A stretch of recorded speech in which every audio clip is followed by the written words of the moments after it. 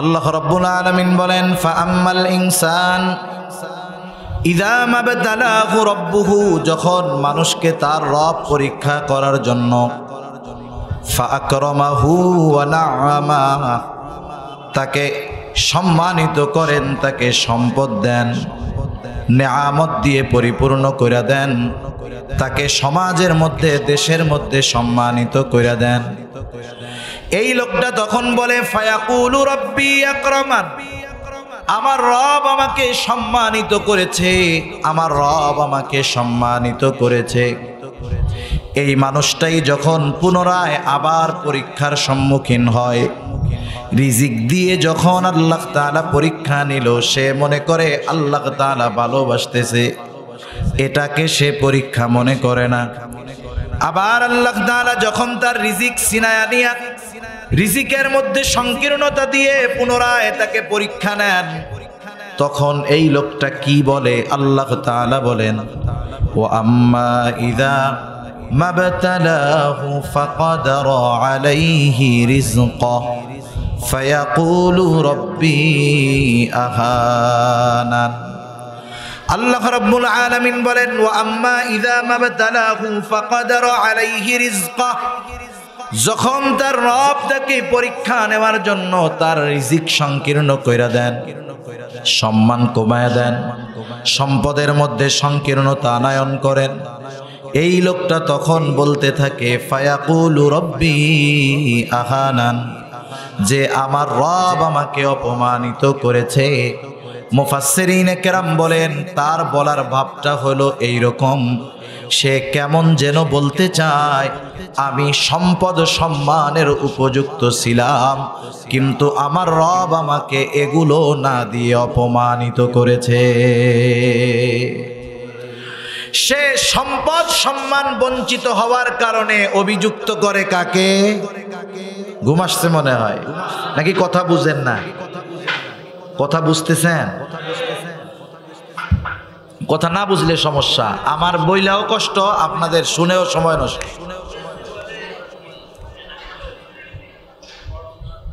আল্লাহ রাব্বুল আলামিন সম্পদ সম্মান যখন তার সংকীর্ণ করে দেন, সে তার এই সম্পদ সম্মান সংকীর্ণ হওয়ার কারণ হিসাবে অভিযুক্ত করে কাকে? আরো জোরে বলেন কাকে? আরো জোরে বলেন কাকে? আল্লাহ রাব্বুল আলামিনকে সে অভিযুক্ত করে।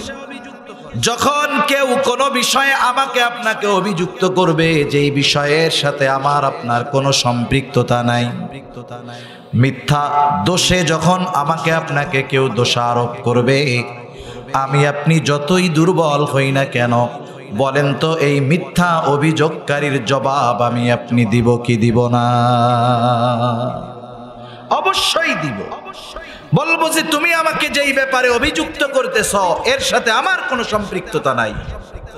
এর কারণ আমি বর্ণনা করব যে তুমি এই কারণে তুমি এই অবস্থার মধ্যে পতিত হয়েছে। দুনিয়ার অনেক মানুষ এমন আছে, মাঝে মধ্যে আইসা বলে, মনে করেন ভোটে দাঁড়াইছে, ভোটে হইতে পারে নাই, সে কেমন যেন বলে আসলে আমি হওয়ার উপযুক্ত ছিলাম, কিন্তু আল্লাহ আমারে হইতে দিল না। এটা বলার দ্বারা সে আল্লাহ তাআলাকে অভিযোগের কাঠগড়ায় দাঁড় করায়।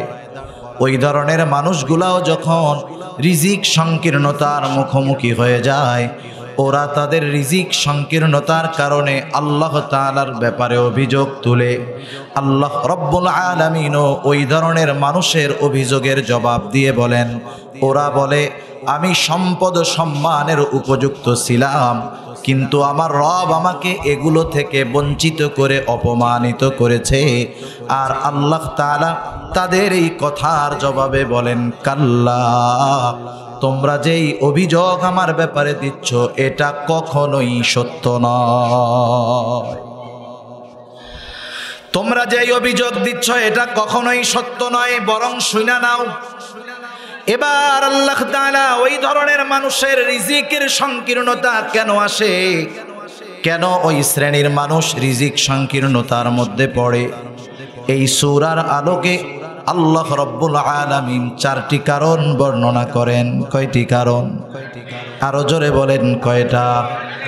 মনে রাখবেন এই চারটি কারণ দুনিয়ায় যদি কোনো মানুষের মধ্যে থাকে, সে দুনিয়ায় রিজিক সংকীর্ণতার মুখোমুখি হবে। মুফাসসিরিনে কেরাম বলেন এই চারটি বিষয় যার মধ্যে বিপরীত দিক থাকবে, অর্থাৎ এই চারটি বিষয়ের ভালো দিক যদি কারো মধ্যে থাকে, আল্লাহ তাআলা এই দুনিয়ায় তাকে বরকতময় রিজিক দান করবে। এটা দুনিয়ার ওয়াজ বলা চলে, দুনিয়া পাওয়ার ওয়াজ। দুনিয়াতে কোনো মানুষ চায় না যে আমার রিজিক সংকীর্ণ হোক। রিজিক একটা ব্যাপক শব্দ, এটা শুধু অর্থ আর সম্মানের সাথে সম্পৃক্ত বিষয় এমনটা নয়। একটা নেক বিবি এটাও রিজক, একটা নেক সন্তান এটা উত্তম রিজক, সুস্থ থাকা এটাও রিজক, টাকা পয়সাও রিজক। মনে রাখবেন রিজিক এটা ব্যাপক এক শব্দ। আমি যদি আপনাদের জিজ্ঞাসা করি, বলেন তো দুনিয়ায় যেই লোকটা সবচাইতে বড় বেনামাজি, সবচাইতে বড় নাফরমান, ওই লোকটা কি কখনো রিজিক সংকীর্ণতাকে পছন্দ করবে নাকি? আসসালামু আলাইকুম ওয়া রাহমাতুল্লাহি ওয়া বারাকাতুহু। আলহামদুলিল্লাহ আলহামদুলিল্লাহিল্লাযী হাদানা লিল ইসলাম الذي نزل القرآن هدى للناس وبينات من الهدى والفرقان وخلق الإنسان وكرمه وعلمه من البيان ما لم يعلم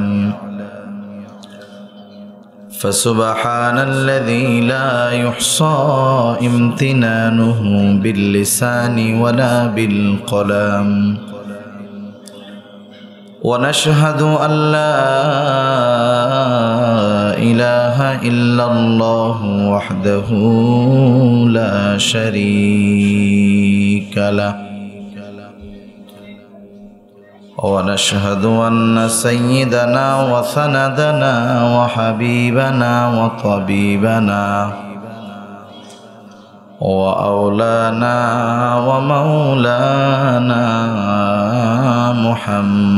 محمد صلى الله تعالى عليه وعلى آله وأصحابه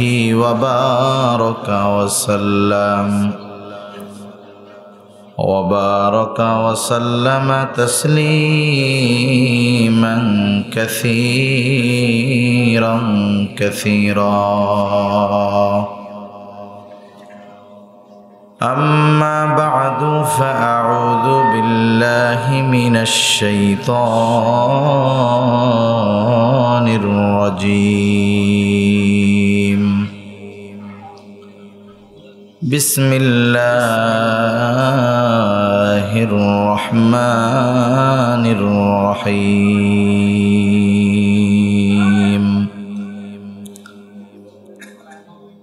فأما الإنسان إذا ما ابتلاه ربه فأكرمه ونعمه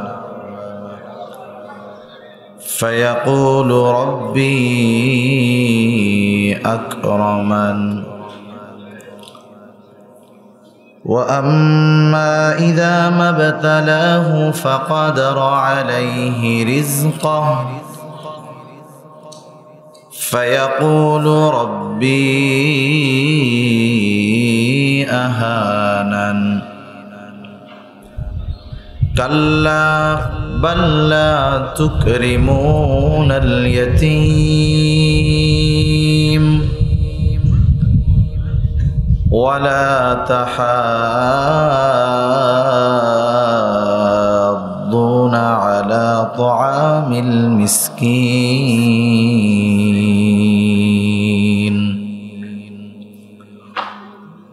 وتأكلون التراث أكلا لما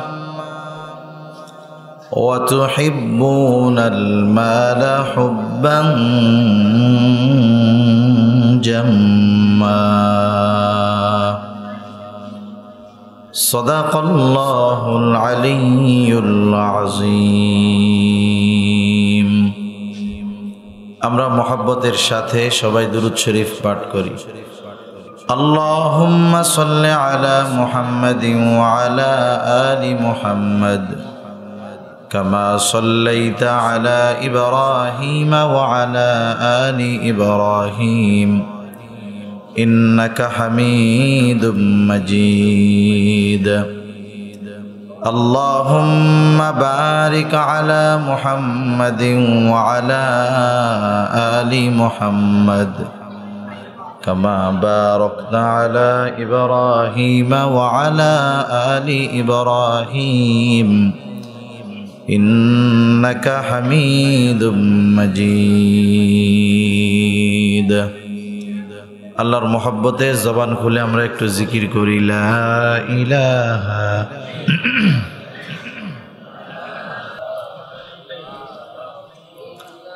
লা ইলাহা ইল্লাল্লাহু মুহাম্মাদুর রাসূলুল্লাহ সাল্লাল্লাহু আলাইহি ওয়াসাল্লাম। আলহামদুলিল্লাহ, ঐতিহ্যবাহী ঝিনাইদহ জেলার অন্তর্গত মহেশপুর থানাধীন জমিদার পাড়া জামিয়া ইসলামিয়া আজিজুল উলুম মাদ্রাসা এর উদ্যোগে আয়োজিত আজকের এই বার্ষিক ওয়াজ মাহফিলের সম্মানিত শ্রদ্ধেয় সভাপতি, আমন্ত্রিত প্রধান অতিথি, বিশেষ অতিথিবৃন্দ সহ সম্মানিত শ্রদ্ধেয় উলামায়ে কেরাম, সামনে উপস্থিত মুরব্বিয়ানে কেরাম, সমবয়সী যুবক বন্ধু, স্নেহের ছোট ভাই এবং পর্দার অন্তরালে অবস্থানরতা সম্মানিতা শ্রদ্ধেয়া মা ও বোন, দয়াময় আল্লাহ রাব্বুল আলামিনের দরবারে অগণিত শুকর যে মহান মালিক আমাদের হায়াতে বরকত দিয়ে সুস্থ রেখে দীর্ঘ সময় পর্যন্ত এই দ্বীনি মজলিসে বসার, কিছু দ্বীনি কথা শ্রবণ করবার বলবার সুযোগ যে মহান মনিব দান করেছেন, সে মহান মনিবকে খুশি করার জন্য মহব্বতের সাথে জবান খুলে অন্তর থেকে আমরা একবার কালিমাতুশ শুকর পাঠ করি, আলহামদুলিল্লাহ।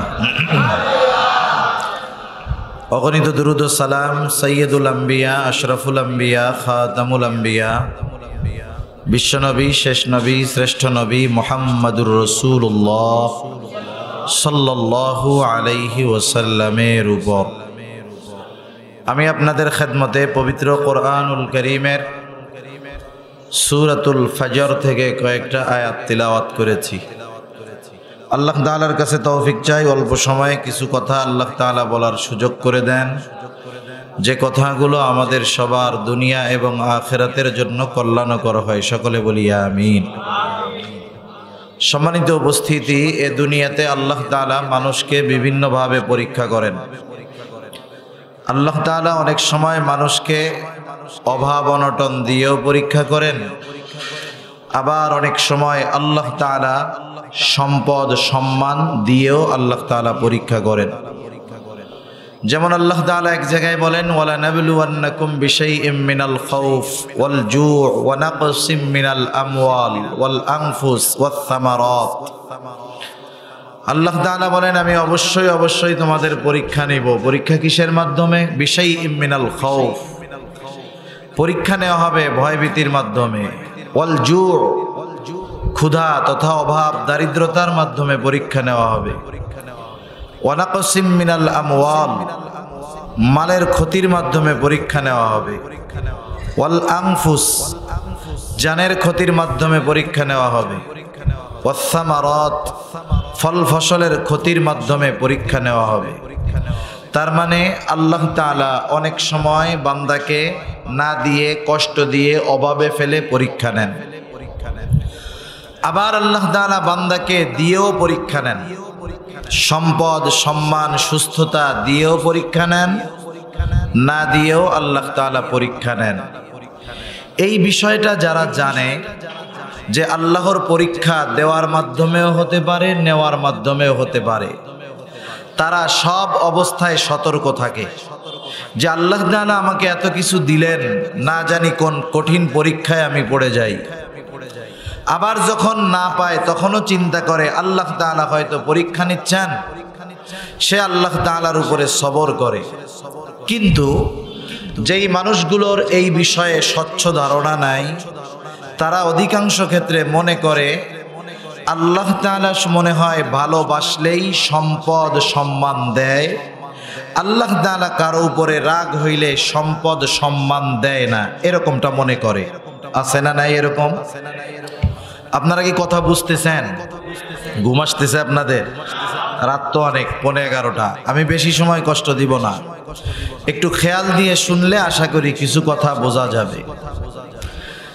তাহলে সমাজে কিছু মানুষ মনে করে যে আল্লাহ তাআলা আমাকে ভালোবাসেন বিধায় সম্পদ সম্মান দিয়েছে। এজন্য অনেক সময় অনেক এলাকায় এরকম হয়, একজন মুত্তাকি পরহেজগার নামাজি মানুষ অভাবের মধ্যে আছে, এমন দৃশ্য কম বেশি আপনারা দেখছেন তো নাকি? অথচ ওই দিনদার মুত্তাকি পরহেজগার মানুষ, তার পাশে একজন নাফরমান, 5 ওয়াক্ত নামাজ পড়ে না, ইসলাম বিদ্বেষী কাজকর্ম করে বেড়ায়, নামাজের খবর নাই, গুনার মধ্যে লিপ্ত, কিন্তু তার অনেক টাকা পয়সা গাড়ি বাড়ি আছে। এমন লোক আছে না নাই? অনেক সময় এমনও হয় যে ওই পাপী গুনাহগার নামাজি দরিদ্র মানুষটাকে, মুত্তাকি অভাবী মানুষটাকে টিটকারি কইরা বলে, দেখ খায় কে আর মোটা হয় কে। বুঝেন নাই? মানে ইবাদত বন্দেগী করে কে আর আল্লাহ তাআলা সম্পদ দেয় কারে। দেখছস? অনেক সময় আর একটু বাড়ায়া টিটকারি কইরা নামাজিরে উদ্দেশ্য কইরা বলে, দেখ তুই নামাজ কালাম পড়াও ঠিক মতো কিছু পাস না, নামাজ রোজা কইরাও বছরের পর বছর তোর অভাব, অথচ দেখ আমি নামাজ পড়ি না, আমার কোনো অভাব নাই। তা আমি যদি নামাজ কালাম পড়া ধরতাম, তুই যতটুক খাইতে পারতেছস এখন তাও পারতি না, এর লেগেই তো পড়ি না। তার মানে সে বোঝাতে চায় নামাজ কালাম না পড়লেও আল্লাহ তাআলা তাকে ভালোবাসে, তাকে সম্পদ দিয়েছে। এ সম্পদ আল্লাহ তাআলার ভালোবাসার প্রমাণ হিসাবে সে মানুষের সামনে উপস্থাপন করে। অথচ বলেন তো, দুনিয়াতে এমন কোন ধনী আছে নাকি কারুনের চাইতে ধনী? জোরে বলেন, আছে? নাই। ফেরাউনের মতো ক্ষমতাধর, নমরুদের মতো, এদের মতো ক্ষমতাধর বর্তমান দুনিয়ায় আছে? যদি আল্লাহ তাআলা যাকে ভালোবাসে তাকে সম্পদ দেয়, তাইলে কারুনরে খুব ভালোবাসতো আল্লাহ, খুব ভালোবাসতো। ফেরাউনকে ভালোবাসতো।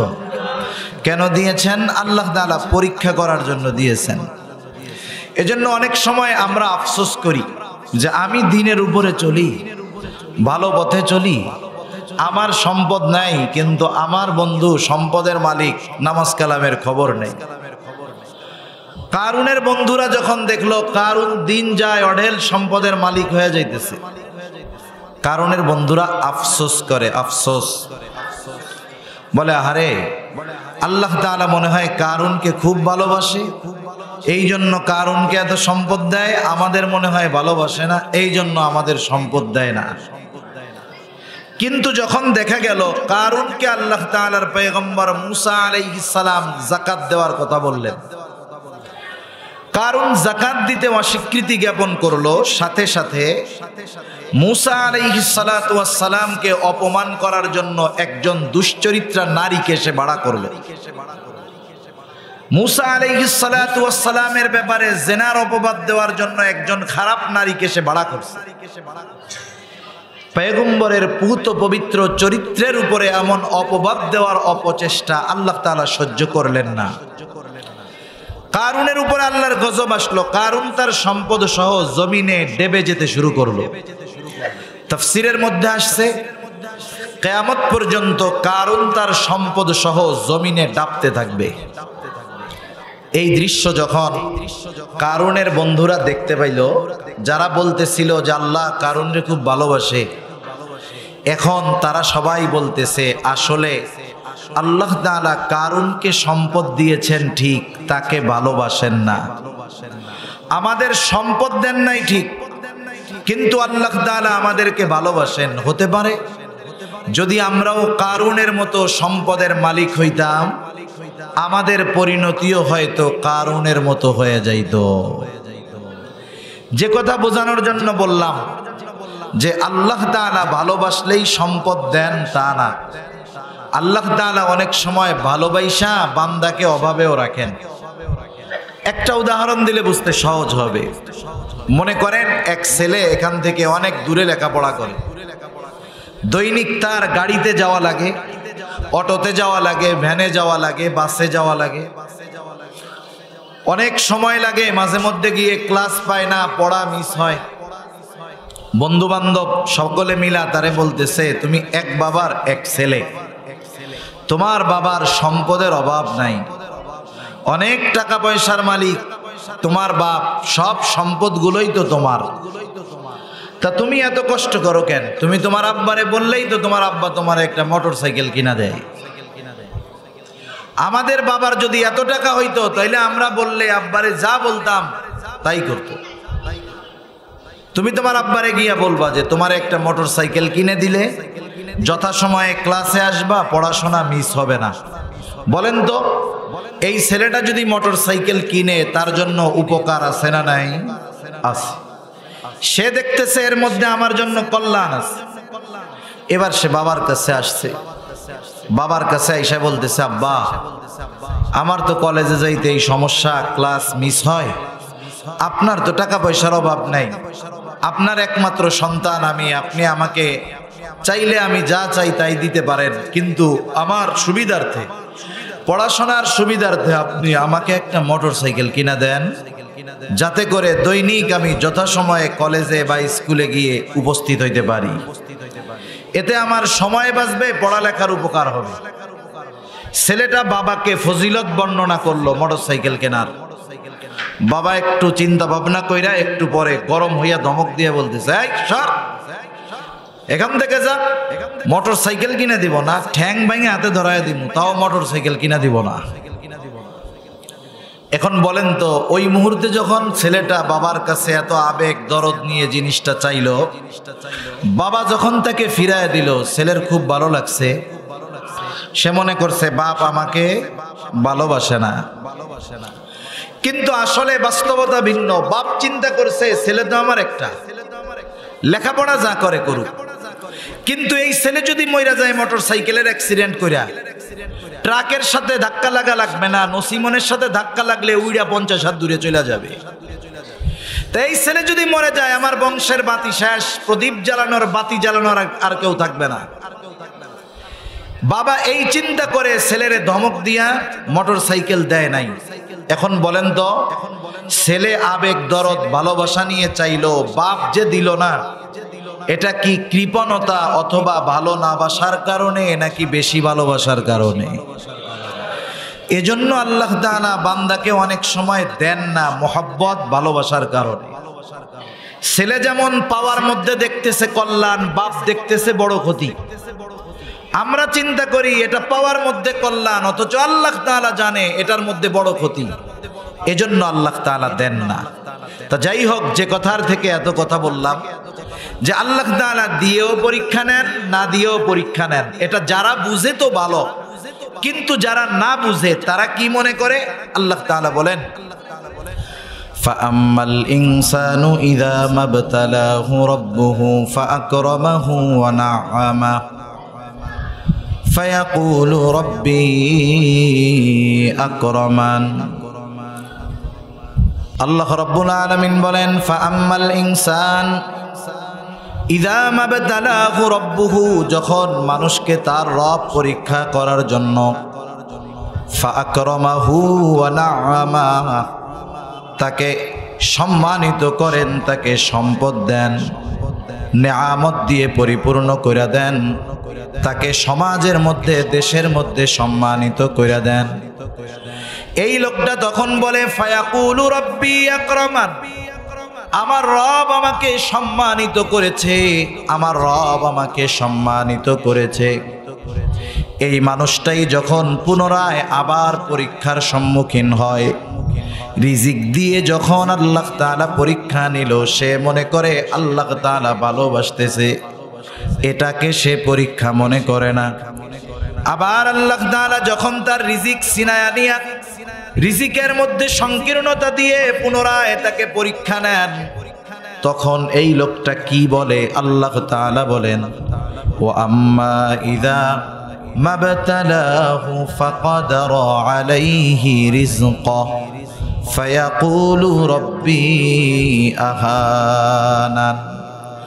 আল্লাহ রাব্বুল আলামিন বলেন, ওয়া আম্মা ইযা মাবতালাহু ফাকাদারা আলাইহি রিজকাহু, যখন তার রব তাকে পরীক্ষা নেওয়ার জন্য তার রিজিক সংকীর্ণ কইরা দেন, সম্মান কমায়া দেন, সম্পদের মধ্যে সংকীর্ণতা আনয়ন করেন, এই লোকটা তখন বলতে থাকে ফায়াকুলু রাব্বি আহানান, যে আমার রব আমাকে অপমানিত করেছে। মুফাসসিরিনে কেরাম বলেন তার বলার ভাবটা হলো এইরকম, সে কেমন যেন বলতে চায় আমি সম্পদ সম্মানের উপযুক্ত ছিলাম, কিন্তু আমার রব আমাকে এগুলো না দিয়ে অপমানিত করেছে। সে সম্পদ সম্মান বঞ্চিত হওয়ার কারণে অভিযুক্ত করে কাকে? ঘুম আসছে মনে হয় নাকি? কথা বুঝেন না? কথা বুঝতেছেন? কথা না বুঝলে সমস্যা, আমার বইলাও কষ্ট, আপনাদের শুনেও সময় নষ্ট।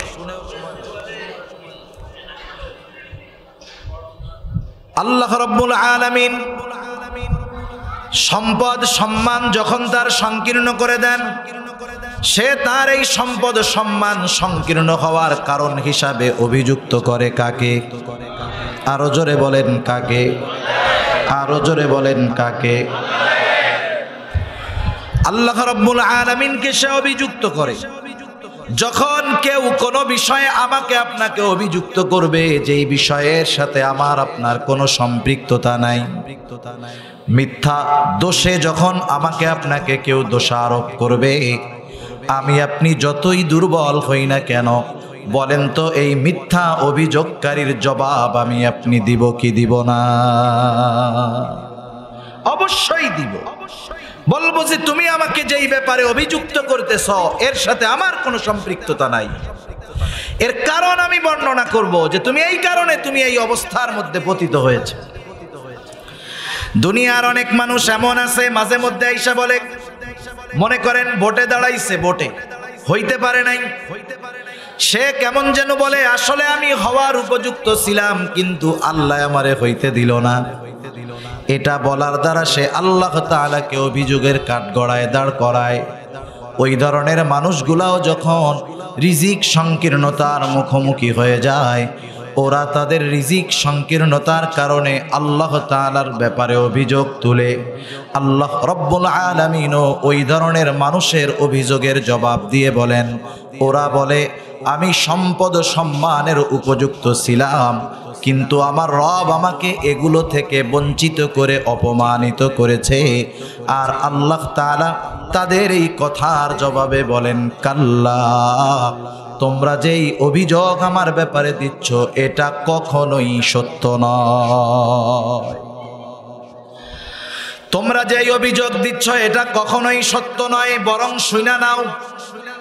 এবার আল্লাহ তাআলা ওই ধরনের মানুষের রিজিকের সংকীর্ণতা কেন আসে, কেন ওই শ্রেণীর মানুষ রিজিক সংকীর্ণতার মধ্যে পড়ে, এই সূরার আলোকে আল্লাহ রব্বুল আলামিন 4টি কারণ বর্ণনা করেন। কয়টি কারণ? আরো জোরে বলেন কয়টা? মনে রাখবেন এই 4টি কারণ দুনিয়ায় যদি কোনো মানুষের মধ্যে থাকে, সে দুনিয়ায় রিজিক সংকীর্ণতার মুখোমুখি হবে। মুফাসসিরিনে কেরাম বলেন এই 4টি বিষয় যার মধ্যে বিপরীত দিক থাকবে, অর্থাৎ এই 4টি বিষয়ের ভালো দিক যদি কারো মধ্যে থাকে, আল্লাহ তাআলা এই দুনিয়ায় তাকে বরকতময় রিজিক দান করবে। এটা দুনিয়ার ওয়াজ বলা চলে, দুনিয়া পাওয়ার ওয়াজ। দুনিয়াতে কোনো মানুষ চায় না যে আমার রিজিক সংকীর্ণ হোক। রিজিক একটা ব্যাপক শব্দ, এটা শুধু অর্থ আর সম্মানের সাথে সম্পৃক্ত বিষয় এমনটা নয়। একটা নেক বিবি এটাও রিজক, একটা নেক সন্তান এটা উত্তম রিজক, সুস্থ থাকা এটাও রিজক, টাকা পয়সাও রিজক। মনে রাখবেন, রিজিক এটা ব্যাপক এক শব্দ। আমি যদি আপনাদের জিজ্ঞাসা করি, বলেন তো দুনিয়ায় যেই লোকটা সবচাইতে বড় বেনামাজি, সবচাইতে বড় নাফরমান, ওই লোকটা কি কখনো রিজিক সংকীর্ণতাকে পছন্দ করবে নাকি? ওই লোকটাও রিজিক সংকীর্ণতা পছন্দ করবে না। এজন্য আমরা নামাজে দুআর মধ্যে আল্লাহ তাআলার কাছে রিজিক চাই। আল্লাহুম্মা রযুকনা রিজকান ওয়াসিআ। আল্লাহ, আপনি আমাদেরকে প্রশস্ত রিজিক দান করেন। কোন সময় আল্লাহ তাআলার কাছে রিজিক সংকীর্ণতা কামনা করতে হয় না। আল্লাহ তাআলা যদি কাউকে রিজিক সংকীর্ণতা দিয়ে দেন, আর যদি বাস্তবেই ওই পরীক্ষার মুখোমুখি হতে হয়, ওই পরীক্ষায় পাশ করা বড় কঠিন। এজন্য আল্লাহ তাআলার কাছে কখনো পরীক্ষা, বিপদ, মুসিবত কামনা করতে হয় না। যদি আল্লাহ দিয়েই দেন, কি করতে হবে সে বিষয়গুলো আল্লাহ তাআলা এবং রাসূলুল্লাহ সাল্লাল্লাহু আলাইহি ওয়াসাল্লাম জানিয়ে দিয়েছেন।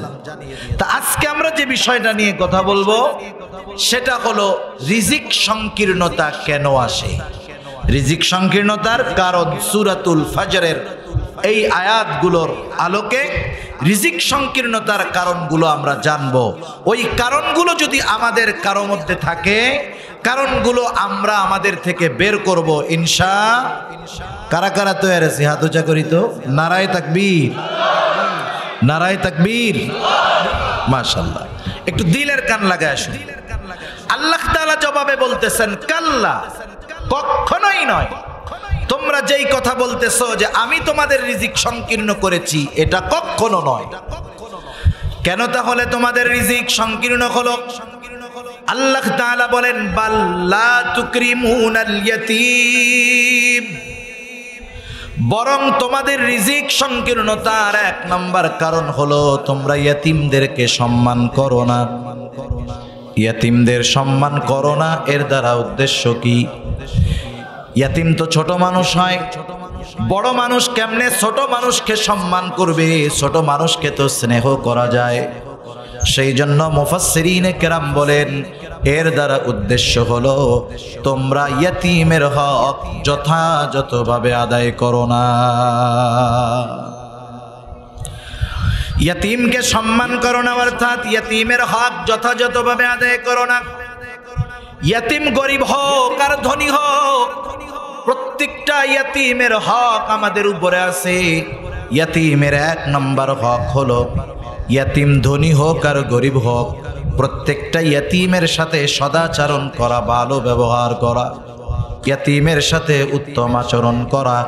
কিন্তু সমাজের মধ্যে দেখা যায় কোনো বাচ্চা যদি দরিদ্র, তার বাবা মারা গেছে, মা মারা গেছে, মা বাবা কেউ নাই, তার প্রতি স্নেহশীল যত্নশীল হওয়ার বিপরীতে এটা বাদ দিয়া বরং তার উপরে আমরা আরো জুলুম করি বেশি। বাচ্চা মা বাবা দুনিয়ায় নাই, একটু দুষ্টু হতে পারে। আমরা তো আমাদের সন্তানগুলাকে চোখে চোখে রাখার পরেও, এত আদর যত্ন গাইড দেওয়ার পরেও, শিক্ষক রাইখা শিক্ষা দেওয়ার পরেও দুষ্টুমি করে, মাঝে মধ্যে উল্টা পাল্টা করে, কি করে না? আর যেই বাচ্চাটার মা নাই, বাবা নাই, যার গাইড নাই, সে একটু দুষ্টুমি করতেই পারে। আমরা তাকে তুচ্ছ তাচ্ছিল্য করি, উল্টা পাল্টা কথা বলি, কষ্ট দেই, গায়ে হাত দেই, মার দেই। অথচ মনে রাখতে হবে, ইয়াতীমের গায়ে আঘাত করা, ইয়াতীমকে কষ্ট দেওয়া, এটা আল্লাহ এবং তার রাসূল উভয়ে নিষেধ করেছে। সেজন্য ইয়াতীমের সাথে সর্বাবস্থায় উত্তম আচরণ করতে হবে, ধনী হোক আর গরিব হোক। সে যদি গরিব হয়, দুইটা চিন্তা করবে। এক নাম্বার চিন্তা করবে, আমার বাবা যদি থাকতো আমাকে কেউ আঘাত করতো না, আমাকে কেউ কষ্ট দিত না। দুই নাম্বার চিন্তা করবে, টাকা পয়সা থাকলে সবাই আদর করতো। আর যদি ইয়াতীম ধনী হয়, তার সাথে যদি খারাপ আচরণ করা হয়, সে সম্পদওয়ালা হতে পারে ঠিক, কিন্তু খারাপ আচরণ করার কারণে তার অন্তরের মধ্যে এই ব্যথা আসবে যে আমার বাবা যদি বেঁচে থাকতো তাহলে আজকে এরা কেউ আমার সাথে খারাপ আচরণ করতো না। আমার আপনার নবীজি ইয়াতীম ছিলেন। ইয়াতীম হয়ে নবী দুনিয়ায় আসছেন। এই জন্য নবীজি ইয়াতীমের ব্যাপারে বেশি উপলব্ধি করতে পারতেন যে একজন ইয়াতীমের কত কষ্ট। আল্লাহ তাআলাও রাসূল আকরাম সাল্লাল্লাহু আলাইহি ওয়াসাল্লামকে জানায় দিলেন, ফাআম্মাল ইয়াতীমা ফালা তাকহার। নবী হে, আপনি তো ইয়াতীম ছিলেন, আমি আপনাকে ইয়াতীম অবস্থায় পেয়েছিলাম। আমি ইয়াতীম অবস্থায় পাওয়ার পর আপনাকে যথাযথ লালন পালনের ব্যবস্থা করেছিলাম। সুতরাং আপনি তো ইয়াতীমের ব্যথা বুঝেন, তাই আপনি কখনো ইয়াতীমের সাথে কঠোর আচরণ করবেন না। এ নির্দেশ যে আল্লাহ তাআলা তার নবীকে দিয়েছেন বিষয়টা এমন নয়। অনেক সময় এক মজলিসে একজনকে বলার মাধ্যমে সবাইকে বলা হয় একজনকে উদ্দেশ্য করে, কিন্তু এই কথাটা কিন্তু একজনের জন্য নয়, বরং উদ্দেশ্য থাকে সকলেই জানি এই কথা থেকে শিক্ষা গ্রহণ করে। যদিও নবীজিকে বলা হয়েছে, তবে এই শিক্ষাটা শুধু নবীর জন্য নয়, এই কথাটা শুধু নবীর জন্য নয়, কিয়ামত পর্যন্ত যত উম্মত আসবে সবার উপরে আদেশ, যত আল্লাহর বান্দা দুনিয়ায় আসবে সবার উপরে আদেশ যে আমার বান্দারা তোমরা ইয়াতীমের সাথে কখনো খারাপ আচরণ কইরো না। কারণ কি, ইয়াতীমের সাথে খারাপ আচরণ করা হলো আবু জেহেলের অভ্যাস। আবু জেহেলের এক খাসলাত ছিল, সে ইয়াতীমদের সম্পদ দখল করত, ইয়াতীমদের সাথে খারাপ আচরণ করত। এই জন্য ইয়াতীমের সাথে খারাপ আচরণ করা এটা হলো আবু জেহেলের খাসলাত, আর ইয়াতীমের সাথে ভালো আচরণ করা মুহাম্মাদুর রাসূলুল্লাহ সাল্লাল্লাহু আলাইহি ওয়াসাল্লামের অভ্যাস। আপনি কার অভ্যাস গ্রহণ করবেন? কার? মুহাম্মাদুর রাসূলুল্লাহ সাল্লাল্লাহু আলাইহি ওয়াসাল্লামের অভ্যাস গ্রহণ করতে হবে। রাসূলুল্লাহ সাল্লাল্লাহু আলাইহি ওয়াসাল্লামের কাছে একজন লোক আসছে, আয়েশা বলে, ইয়া রাসূলুল্লাহ, আমার হৃদয়টা কঠোর হয়ে গেছে, আমার অন্তর, আমার দিলটা শক্ত হয়ে গেছে, আমার একটা আমল শিখিয়ে দেন, যে আমলের দ্বারা আমার হৃদয়টা কোমল হবে। এখন তো এমন এক জামানা, আমাদের হৃদয়ের কঠোরতা এত বেড়েছে, সন্তান তার বাবাকে খুন করতে দ্বিধাবোধ করে না, ঠিক কিনা বলে? মানুষ আরেকটা মানুষকে হত্যা করতে দ্বিধাবোধ করে না, বরং কঠোরতা এত বেশি, অন্যায়ভাবে হাজার হাজার মানুষকে ওই ইসরায়েলেরা বোমা নিক্ষেপ করে হত্যা করে ফেলতেছে। মানুষটা তো থামাবে বহু দূরের কথা, একদল মানুষ তাদেরকে আরো সাপোর্ট দিতেছে, বলতেছে মার মার, আরো মার, এরা মরলে কোনো অসুবিধা নেই। মানুষের দিলের কঠোরতা এত বাড়ছে, মায়া মোহাব্বত দূর হয়ে গেছে।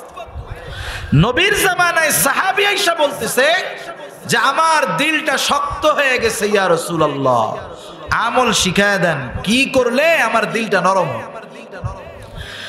নবীজি সাল্লাল্লাহু আলাইহি ওয়াসাল্লাম বলতেছে, শোনো, আমসিহ রাসাল ইয়াতীম ওয়া আত'ইমিল মিসকিন, তুমি ইয়াতীমের মাথায় হাত বুলায় দাও আর মিসকিনকে খানা দাও, আল্লাহ তাআলা তোমার দিলটাকে নরম বানায় দিবে। সুবহানাল্লাহ। যার দিল নরম, এর প্রতি মানুষের মহব্বত ভালোবাসা কম না বেশি? যার হৃদয়ের মধ্যে কঠোরতা আছে, মানুষ তাকে মহব্বত করে না, মানুষ তাকে ভালোবাসে না, তাকে রুক্ষভাষী বলে, কঠোর হৃদয়ের লোক বলে। কিন্তু লোক যত কালো হোক, দেখতে যেমনই হোক, তার যদি দিলটা নরম হয়, দিলটা কোমল হয়, তার ভাষাটাও কোমল হয়, নরম হয়, মানুষ তার কাছে আসে। এই নরম স্বভাবের কারণে মানুষ তাকে মহব্বত করে।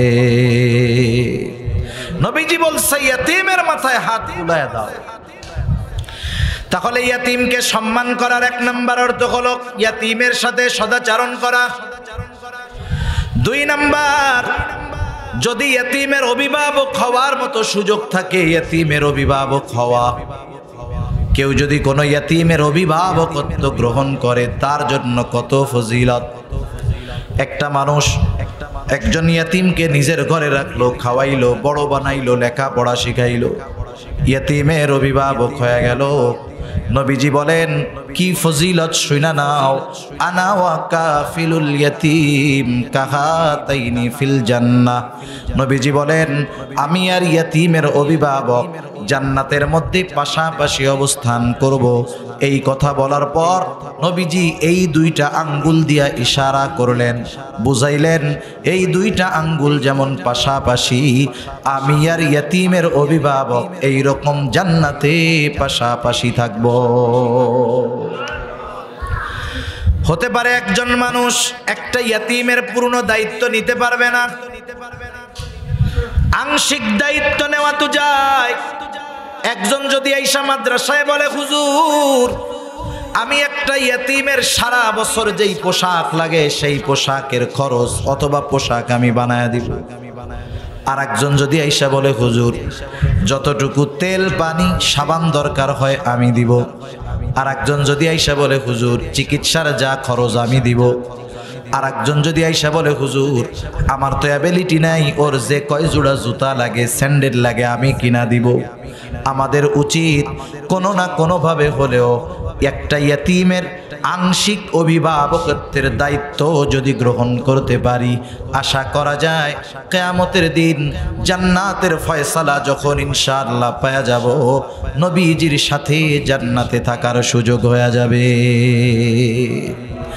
নবীর সাথে জান্নাতে থাকতে পারা এর চাইতে আনন্দের আর কিছু হতে পারে না।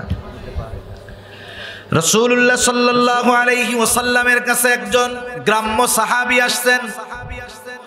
গ্রামের কিছু কিছু মানুষ আছে, তাদের সরলতার কারণে আমরা তাদেরকে অনেক সময় মূর্খ বলি। মূর্খ আসলে মূর্খতা নয়, এটা হলো তাদের সরলতা। নবীজি আর একজনের সাথে কথা বলতেছেন। স্বাভাবিক নিয়ম হলো আপনি যখন কারোর সাথে কথা বলেন, আর একজন এসে আপনাকে জিজ্ঞাসা করবে না, কথা বলবে না, প্রশ্ন করবে না, এটাই নিয়ম। কথা শেষ হবে, এরপরে প্রশ্ন করা হবে। কিন্তু নবীজি আর একজনের সাথে কথা বলতেছে। গ্রাম্য সাহাবী নবীজির কাছে আইসা প্রশ্ন করতেছে, ইয়া রাসূলুল্লাহ মাতাস সাআহ। নবীজি কথা বলতেছে, সে আইসা প্রশ্ন করতেছে, হে আল্লাহর রাসূল কিয়ামত কখন হবে? তার প্রশ্নের ভাব এমনটা ছিল যে সে গাঠি গুঠি নিয়ে কিয়ামতের জন্য অপেক্ষা করতেছে। মনে করেন যখন আপনারা ঢাকায় যান, ঢাকায় যাওয়ার সময় কাউন্টারে গিয়ে যখন টিকিট কাটেন কখন? ঢাকায় যাওয়ার জন্য প্রস্তুত যখন, ঠিক কিনা বলেন? গাড়ি হলো 10:30টায়, 10:40 বেজে গেছে, আপনি তো যাওয়ার জন্য প্রস্তুত না? কাউন্টার মাস্টারে যে কি বলেন, গাড়ি আসবে কখন? এই যে জিজ্ঞাসার ভাব, এটার দ্বারা কি আমি রেডি হয়ে বসে আছি, 10 মিনিট পার হয়ে গেল এখনো গাড়ি আসে না কেন? মূল কথা হলো এইটা, ঠিক না? প্রশ্নের ভাবে বোঝা যাইতেছে লোকটা কিয়ামতের জন্য অপেক্ষা করতেছে, কখন কিয়ামত আসবে। নবীজি আরেকজনের সাথে যখন কথা শেষ হয়ে গেল, এবার জিজ্ঞাসা করতেছেন, ওই লোকটা কোথায় যে আমাকে এই প্রশ্ন করছে? লোকটা বলে, ইয়া রাসূলুল্লাহ আমি এই প্রশ্নটা করেছি। কিছু সময় কিছু প্রশ্ন করার পরে ওই প্রশ্নের জবাব দেওয়ার আগে প্রশ্নকারীর ব্যাপারেও উত্তর যিনি দিবেন তার অন্তরে আর একটা প্রশ্ন জাগ্রত হয়ে যায়। রাসূলুল্লাহ সাল্লাল্লাহু আলাইহি ওয়াসাল্লাম তার প্রশ্নের জবাব দেওয়ার আগে উল্টা এবার তারে প্রশ্ন করতেছে। অনেক সময় কিছু প্রশ্ন শুনলে এরকম আসে, যেমন এক মজলিসের মধ্যে আমরা বসা আছি, অনেক উলামায়ে কেরাম, আমাদের ঢাকার বড় একজন আলেম বসা। উনি যখন গেছেন আশেপাশের সব উলামায়ে কেরামের আগমন করছে। রুমের মধ্যে দরজা আটকায় দিয়া উলামায়ে কেরামের সাথে কিছু গুরুত্বপূর্ণ কথা উনি আলোচনা করতেছেন। দরজায় যিনি পাহারায় বা খাদেম আছেন বলছে, এখন কাউরে আর ঢুকতে দিও না, আমরা একটু জরুরি কথা বলতেছি। তা একটা লোক এসে খালি দরজা টুকাইতেছে, বারবার দরজার মধ্যে আওয়াজ করতেছে। কি ব্যাপার? বলতেছে, আমার এই বড় হুজুরের সাথে একটু দেখা করতে হবে, কথা বলতেই। তার বলার ভাব এরকম যে এমন কিছু জানতে চায় যা তার জীবনের জন্য খুব উপকারী। খাদেম আইসা ওই হুজুরকে বলতেছে, হযরত একজন তো খুব বারবার করতেছে, গুরুত্বপূর্ণ বিষয় মনে হয় আপনার কাছে জানতে চায়, একটু সুযোগ দিলে ভালো হয়। এবার ওই লোকটা আসছে, ভাবসাব দেখে বোঝা যাইতেছে এটা পশ্চিম দিকে শুক্রবারেও উবুত হইয়া পড়ে না।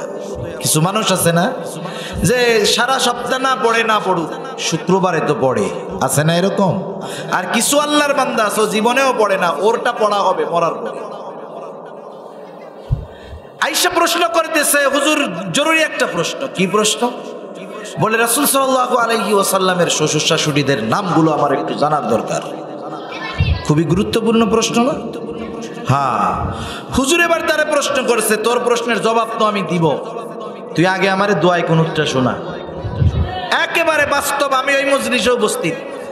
আমাদের ঘাড়ের উপর দিয়া লাফ দিয়া দরজা ফাঁক করে বের হয়ে পলায় চলে গেছে। সেজন্য কিছু প্রশ্ন করার পরে তার ওই প্রশ্নের ব্যাপারে একটা প্রশ্ন অন্তরে আসে। রাসূলুল্লাহ সাল্লাল্লাহু আলাইহি ওয়াসাল্লাম ওই প্রশ্নকারীকে এইবার প্রশ্ন ছুড়ে দিলেন, কিয়ামতের জন্য তুমি কি পাথেয় সংগ্রহ করছো, কি সামানা গুছায় রাখছো? ওই লোকটার সহজ সরল জবাব, আমি আল্লাহ এবং তার রাসূলকে ভালোবাসি। এই লোকটার এই প্রশ্নের জবাবটা এতটা ভালো লাগছে নবীজির কাছে, এটা তার হৃদয় থেকে আসছে, মুখ দিয়া বাহির করছে। এই জবাবের ভিতরে কোনো লৌকিকতা নাই, লোক দেখানোর চিন্তা নাই, একেবারে হৃদয় থেকে জবাব দিয়েছে, আমি আল্লাহ এবং তার রাসূলকে ভালোবাসি। নবীজিও জবাব দিয়া দিলেন, শোনো, যে যাকে ভালোবাসে তার সাথে জান্নাতে অবস্থান করবে। এই কথা শুনা লোকটা বাড়ির পথে হাঁটা ধরছে। হযরতে আনাস রাদিয়াল্লাহু তাআলা আনহু বলেন, আল্লাহর রাসূলের জবানে এই কথাটা শ্রবণ করবার পর, ইসলাম গ্রহণ করার পরে আমরা এতটা খুশি হই নাই নবীজির জবানে এই কথাটা শ্রবণ করবার পরে যতটা খুশি আমরা হয়েছি ইসলাম গ্রহণ করার পরে এতটা খুশি আমরা কখনো হই নাই। তিনি বলেন, আমি আল্লাহর রাসূলকে ভালোবাসি, আবু বকর ওমর রাদিয়াল্লাহু তাআলা আনহুমাকে ভালোবাসি, যদিও তাদের মতো আমল করতে পারি নাই, তবে আশা করি আমার এই ভালোবাসার কারণে আমি জান্নাতে তাদের সাথে থাকতে পারবো। একজন সাহাবী নবীজির সাথে অবস্থান করাটাকে নিজের জীবনের সবচাইতে বড় সৌভাগ্যের বিষয় মনে করতেন, আর সেই সৌভাগ্যের বিষয় অর্জন করার অন্যতম মাধ্যম ইয়াতীমের অভিভাবক হওয়া। আমরা একজনের পরিপূর্ণ অভিভাবক না হতে পারি, আংশিক বিষয়ের অভিভাবক হওয়ার চেষ্টা করব। আল্লাহ তৌফিক দান করুক, জোরে বলি আমিন। সাথে সাথে আমার অধীনস্থ যদি কোনো ইয়াতীম থাকে, সাবধান, তার হক তো আদায় করব, যেন এমনটা না হয় যে আমি তার সম্পদ জোর কইরা ভোগ করে ফেলতেছি। দুনিয়ায় অনেক মানুষ আছে ইয়াতীমের অভিভাবক হইয়া সেই ইয়াতীমের সম্পদ ভক্ষণ করে, ইয়াতীমকে তার সম্পদ বঞ্চিত করে, এমন লোক দুনিয়ায় আছে না নাই? আবু জেহেলের অভ্যাস ছিল, আবু জেহেল যখন দেখত কোন সম্ভ্রান্ত সম্পদশালী ব্যক্তি মুমূর্ষ অবস্থায় মারা যাওয়ার পূর্ব মুহূর্ত তার ইয়াতীম বা ছোট বাচ্চা আছে, নাবালক বাচ্চা আছে, আবু জেহেল গিয়া তার কানের কাছে গিয়া বলতো, ভাই তুমি তো হয়তো দুনিয়ায় আর বেশি সময় থাকবা না, কিন্তু তুমি মারা যাবার পর কি হবে তোমার সম্পদের, কি হবে তোমার এই নাবালক সন্তানের, কে দেখাশোনা করবে? মানুষে তো খেয়া ফেলবে। তুমি একটা কাজ করো, তুমি সকলের সামনে এই ওসিয়ত কইরা যাও যে তোমার মৃত্যুর পর তোমার সন্তান এবং সম্পদের অভিভাবক হইলাম আমি। ওই লোকটাও চিন্তা করতো, আবু জেহেল যদি আমার সম্পদ এবং সন্তানের অভিভাবক হয়ে যায়, কেউ আমার সন্তান এবং সম্পদের দিকে চোখ তুইলা তাকানোর সাহস পাবে না। মানুষেরা বইলা যাইত, আবু জেহেল এই সুযোগটা কাজে লাগাইতো। ওই অভিভাবক যখন মারা যাইত, আবু জেহেল সম্পদগুলো নিজের দখলে রেখে দিত।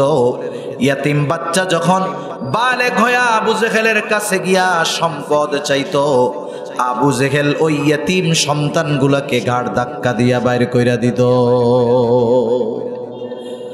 আবু জেহেলের ব্যাপারে আল্লাহ তাআলা এজন্য বলেন, আপনি কি তারে দেখেন নাই যে কিয়ামতকে অস্বীকার করে? শুধু তাই না, ফাযালিকাল্লাযী ইয়াদুউল ইয়াতীম, ইয়াতীমদেরকে ঘাড় ধাক্কা দিয়ে বাইর করে দেয়। সেজন্য ইয়াতীমের সম্পদ ভক্ষণ করা এটা আবু জেহেলের খাসলাত। সাধারণ সম্পদ একরকম, ইয়াতীমের সম্পদটা আর একরকম। সাধারণভাবে কারো সম্পদ অন্যায়ভাবে খাওয়া এটা নিঃসন্দেহে গুনাহ। আল্লাহ তাআলা বলেন, ওয়ালা তাকুলু আমওয়ালাল ইয়াতামা যুলমা ইন্নামা ইয়াকুলুনা ফি বুতুনিহিম নারা। আরেক জায়গায় আল্লাহ তাআলা বলেন, ইন্নাল্লাযীনা ইয়াকুলুনা আমওয়ালাল ইয়াতামা যুলমা ইন্নামা ইয়াকুলুনা ফি বুতুনিহিম নারা।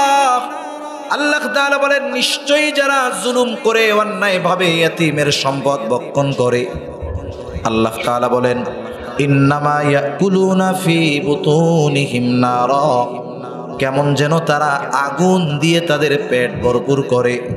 বুঝে থাকলে একটু জবাব দেন যে আগুনের স্থান জান্নাত নাকি জাহান্নাম? ইয়াতীমের সম্পদ যে পেট ভক্ষণ করতেছে, সম্পদ দিয়া সে আগুন দিয়ে পেট ভরপুর করতেছে। এজন্য আল্লাহ তাআলা বলেন, ওয়াসায়াসলাউনা সাঈরা, অচিরেই তাকে জাহান্নামে নিক্ষেপ করা হবে, তার আবাসস্থল হবে জাহান্নাম।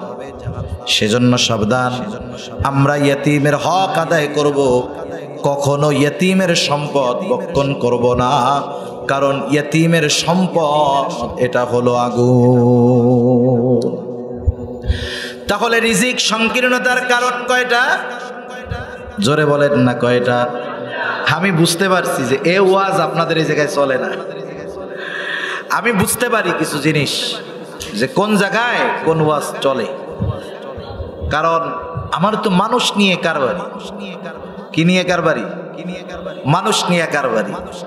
এজন্য যখন বুঝি যে আমি যা বলতেছি, আমি মানুষকে এই কথাগুলা গ্রহণ করাইতে পারতেছি না, এটা আমার ব্যর্থতা। আপনাদের কোনো সমস্যা নাই, হয়তো কথাগুলো অন্য কেউ যদি আর একটু সুন্দরভাবে বলতে পারতো, তাদের কথা হয়তো আপনি নিতে পারতেন। আমি যখন বুঝতেছি যে আমি আপনাদের কথা দিতে পারতেছি না, তখন আমি ওই এলাকার থেকে মাপ চাইয়া বাড়ি। আর এদিকে প্রোগ্রামের কোনো সুযোগ আমার নাই, কারণ আমি যে কারণে এত দাওয়াত দিয়া টাকা পয়সা খরচ করে আমারে নিচ্ছে, যে মানুষ কিছু দিনই কথা শুনবে, মানুষ কিছু জীবনের পরিবর্তন করবে। যখন আমি বুঝতে পারলাম আমার দ্বারা এই দায়িত্ব পালন হচ্ছে না, তখন জোর কইরা খাওয়াইতে যাওয়া এটা জুলুমের মতো। এজন্য আমি আপনাদের জুলুম করব না, অল্প সময়ের মধ্যে শেষ করে দেব ইনশাআল্লাহ। আপনাদের অ্যাক্টিভিটি, আপনাদের অ্যাটেনশন আমাকে বারবার মেসেজ দিচ্ছে, হুজুর কাজ হচ্ছে না, এ ওয়াজ চলবে না, এ ওয়াজ চলবে না। কিন্তু আমি আবার বুঝতেছি যে কোনটা দরকার সেটা আবার আমার মধ্যে নাই। বুঝেন নাই? সেটা আমার মধ্যে নাই, এইটাও আমার ব্যর্থতা। তা যাই হোক, ইয়াতীমের হক আদায় করা এটা হলো ইয়াতীমকে সম্মান করা, ইয়াতীমের হক নষ্ট না করা এটা হলো ইয়াতীমকে সম্মান করা। 2 নাম্বার আল্লাহ তাআলা বলেন, ওয়ালা তাহাদ্দুনা আলা তুআমিল মিসকিন। আল্লাহ তাআলা বলেন যে তোমরা মিসকিনকে খানা দিতে উৎসাহ প্রদান করো না। এখানে আল্লাহ তাআলা 2টা গুণের দ্বিতীয় গুণটা উল্লেখ করেছেন। কারণ কি? কারণ যার মধ্যে দ্বিতীয় বিষয়টা পাওয়া যায়, তার মধ্যে প্রথম বিষয়টা এমনিতেই থাকে। এ কথাটা বোঝার জন্য একটা মিসাল দিলে সহজ। মনে করেন এক গ্রামে কেউ লেখাপড়া শিখে নাই, একটা ছেলে কোনো মতে গিয়ে গ্রাম থেকে শহরে গিয়ে লেখাপড়া শিখছে। আগের মুরব্বী মানুষ যারা আছে এখনো অনেকে মনে করে ম্যাট্রিকার আইয়া পাস এটা হলো দেশের সর্বোচ্চ শিক্ষা, যে আইয়া পাস করছে সে দেশের সর্বোচ্চ শিক্ষিত মানুষ। এখনো অনেক অঞ্চলের অনেক মুরব্বীদের ধারণা এটা।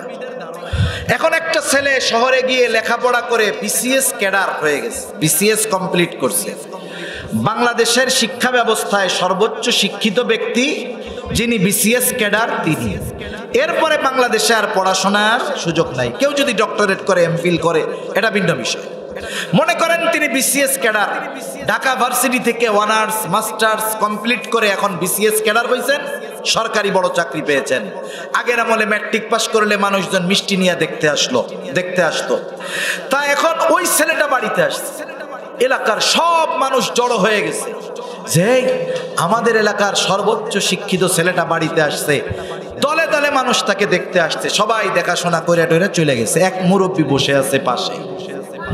সবাই চলে যাওয়ার পরে এইবার মুরব্বী ছেলেটার কাছে এসে বলতেছে, বাবা তুমি নাকি অনেক বড় শিক্ষিত শুনলাম, তা তুমি কি লেখাপড়া করছো, কোথায় লেখাপড়া করছো?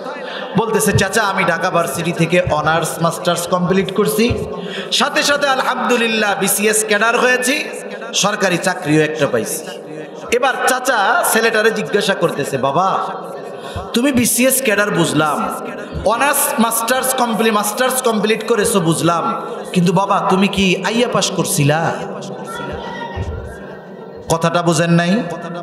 এখন বলেন তো, কাউকে যদি প্রশ্ন করেন যে আপনি কি লেখাপড়া করেন, সে যদি বলে আমি মাস্টার্স শেষ করছি, আপনার কি এখন তারে প্রশ্ন করা সাজে যে আপনি কি 5-এ পিএসসি পাস করছেন, জেএসসি পাস করছেন, আপনি কি এসএসসি পাস করছেন, এইচএসসি পাস করছেন, আপনি কি অনার্স কমপ্লিট করছেন? এই প্রশ্ন যদি কেউ করে তাকে কি বলবেন? বোকা। তার মানে মানুষ দ্বিতীয় গুণ বলার দ্বারা বা দ্বিতীয় দোষ বলার দ্বারা প্রথম যে আরেকটা বিষয়ে তার মধ্যে আছে এটা বোঝা যায়। যেমন একজন আলেম মুফতি সাহেব, কি সাহেব? মুফতি সাহেব। মুফতি সাহেবরে যদি কেউ এসে প্রশ্ন করে আপনি কি মৌলানা হইছেন, তাহলে প্রশ্ন কি হবে? বোকার মতো। যে বলবে যে আমি মুফতি, বুঝতে হবে সে মৌলানা হইছে, এরপরে মুফতি হইছে। আল্লাহ তাআলা এই জায়গায় দ্বিতীয় দোষ বর্ণনা করছেন যে তোমাদের রিজিক সংকীর্ণতার দ্বিতীয় কারণ হলো তোমরা অপরকে মিসকিনদের খাদ্য দানে উৎসাহ দাও না। তার মানে বলেন তো, যে নিজে খাবার দেয় সেই তো আরেকজনকে বলবে মিসকিনদের খাওয়াও, আর যে খাওয়ায় না সেই তো আরেকজনকে উৎসাহ দেয় না।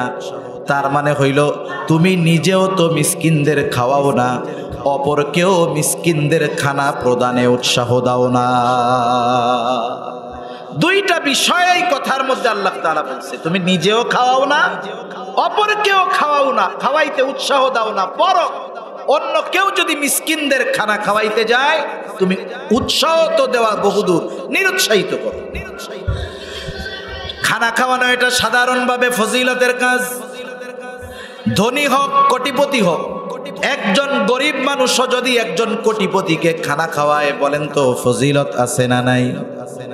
রাসূলুল্লাহ সাল্লাল্লাহু আলাইহি ওয়াসাল্লামের কাছে একজন লোক আসছে, আসার পরে জিজ্ঞাসা করতেছে, ইয়া রাসূলুল্লাহ আইয়ুল ইসলামি খায়র, ইসলামের মধ্যে সর্বোত্তম আমল কোনটা?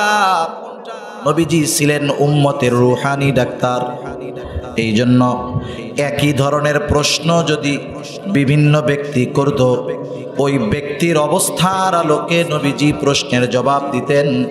নবীজি এই লোকের এই প্রশ্নের জবাবে বললেন, তুতঈমুত তাআম ওয়া তাকরাউস সালাম আলা মান আরাফতা ওয়া মান লাম তারিফ, তুমি মানুষকে খানা খাওয়াও আর পরিচিত অপরিচিত সবাইকে সালাম দাও। নবীজি বললেন তুমি মানুষকে খানা খাওয়াও, কোনো স্তর বিন্যাস করেন নাই, ক্লাসিফিকেশন করেন নাই। নবীজি বলছেন মানুষরে খানা খাওয়াও। একজন গরিবও যদি আল্লাহর সন্তুষ্টির জন্য একজন কোটিপতিকে খানা খাওয়ায়, বলেন তো ফজিলত আছে না নাই?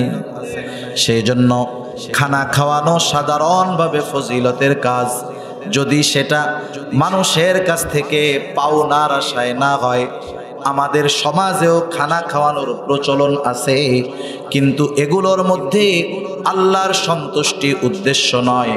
একটা হলো মানুষকে দেখানো উদ্দেশ্য, আর একটা হইল 200 টাকার খানা খাওয়াইয়া 1000 টাকা পাওয়ার উদ্দেশ্য। আমাদের সমাজে বিবাহ অনুষ্ঠান সহ এই ধরনের অনুষ্ঠানে খানা খাওয়ানোর অন্যতম টার্গেট, চিন্তা করে বিজনেসটা খুব ভালো, 2 লাখ খাটাইলে 5 লাখ নগদে উঠাস, দোকানে বাকি যায়, কিন্তু পাবলিক লজ্জার ঠেলায় দাওয়াতের টাকা বাকি রাখে না, নগদেই দেয়। তাহলে এই ব্যবসা খুব ভালো না? হায় হায়, চিন্তা করে দেখেন। অথচ খানা খাওয়াইতে হবে কার জন্য? জোরে বলেন না কার জন্য? ধনীরে খাওয়ান, গরিবরে খাওয়ান, বিবাহের অনুষ্ঠানে খাওয়ান, আল্লাহর জন্য খাওয়ান। আমাদের দেশে অনেক সময় মানুষ মইরা গেলে খানা খাওয়ায়। ওলামায়ে কেরাম কিছু বিষয়ের দিকে খেয়াল কইরা এইটা মানা করে।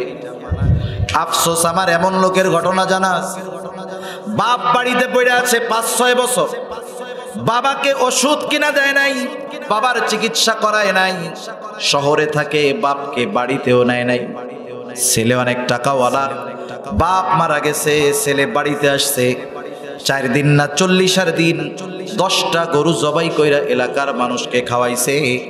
আমারে বলেন তো, আপনারা কি এই কথা কি মানবেন যে এই ছেলেটা বাবার চিকিৎসা করাইলো না, 10টা গরু জবাই দিয়া বাবার নামে খাওয়াইলো, এই খাওয়ানোর মধ্যে কোনো ফজিলত আছে নাকি? কেন খাওয়াইছে? মানুষকে দেখানোর জন্য। জবকের পোলা মরে গেছে, 10 গরু জবাই দিয়ে আমাদের খাওয়াইছে। আর এগুলাও আমাদের সমাজের কিছু মানুষ আছে, এই খাওয়ানোর 3 দিন আগের থেকে পেট খালি রাখে, দাঁত ধার দেয়, যাই খাইতে হবে না। এই খাবার যদি কেউ খায়, ও রুহানিয়াত দূর হয়ে যাবে অন্তর থেকে। এই ধরনের খানা খাওয়ানোর মধ্যে কোনো ফজিলত নাই। খানা যদি একমাত্র আল্লাহর জন্য খাওয়ানো হয়, এর মধ্যে ফজিলত আছে। এখন থেকে এই জন্য নিয়ত করবেন, বিবাহ দিচ্ছেন পোলারে, আত্মীয় স্বজনকে দাওয়াত দিয়া খাওয়াইবেন, ভালো কথা। কিন্তু দাওয়াত দেওয়ার সময় সাহাবায়ে কেরামের এই আদর্শটা মনে রাখবেন। সাহাবায়ে কেরামও মানুষদেরকে খানা খাওয়াইতো। তারা খানা খাওয়ায়া কি বলতো? তারা বলতো, ইন্নামা নুতঈমুকুম লিওয়াজহিল্লাহ লা নুরিদু মিনকুম জাযাআন ওয়ালা শুকুরা। তারা বলতো, ইন্নামা নুতঈমুকুম লিওয়াজহিল্লাহ, আমরা তোমাদেরকে খানা খাওয়াইছি কার জন্য? আল্লাহর নাম আস্তে কইলে ভাল লাগে। কার জন্য? আরো জোরে বলেন, কার জন্য? আমরা তোমাদেরকে খানা খাওয়াইছি আল্লাহর জন্য। যেহেতু আল্লাহর জন্য খাওয়াইলাম, এই খানার প্রতিদান তোমাদের কাছে চাই না। লা নুরিদু মিনকুম জাযাআ, আমরা তোমাদের কাছে কোনো প্রতিদান চাই না।